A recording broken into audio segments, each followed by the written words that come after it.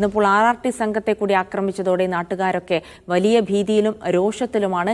എങ്ങനെയെങ്കിലും ഈ കടുവയെ പിടികൂടണം, അത് വെടിവെച്ചാണെങ്കിലും മയക്കുവെടി വെച്ചാണെങ്കിലും പിടികൂടണം. കൂട് സ്ഥാപിച്ച് അതിനെ എവിടേക്കെങ്കിലും കൊണ്ടുപോകുന്നത് പോലും പരിഹാരമല്ല, അതിനെ കൊല്ലണം എന്ന് തന്നെയുള്ള ആവശ്യമാണ് ജനങ്ങളുടെ ഭാഗത്ത് നിന്ന് വരുന്നത്.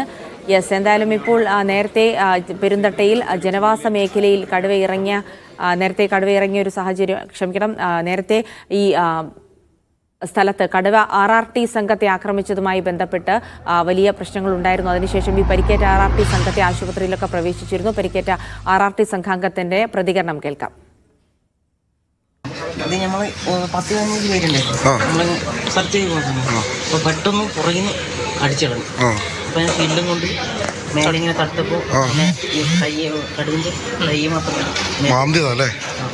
അടിച്ച് താഴെ വീണ് ഞാൻ കടുവിൻ്റെ മേത്തില്ല ഷീൽഡിൻ്റെ മേത്ത്. കടുവ തന്റെ മേൽ ചാടി വീഴുകയായിരുന്നു എന്നുള്ള ഒരു പ്രതികരണമാണ് ഇപ്പോൾ പരിക്കേറ്റ RRT അംഗം ജയസൂര്യ നടത്തിയിരിക്കുന്നത്. അതേസമയം കൽപ്പറ്റ പെരുന്തട്ടയിലും ജനവാസ മേഖലയിൽ പുലി പശുക്കിടാവിനെ കൊന്നു.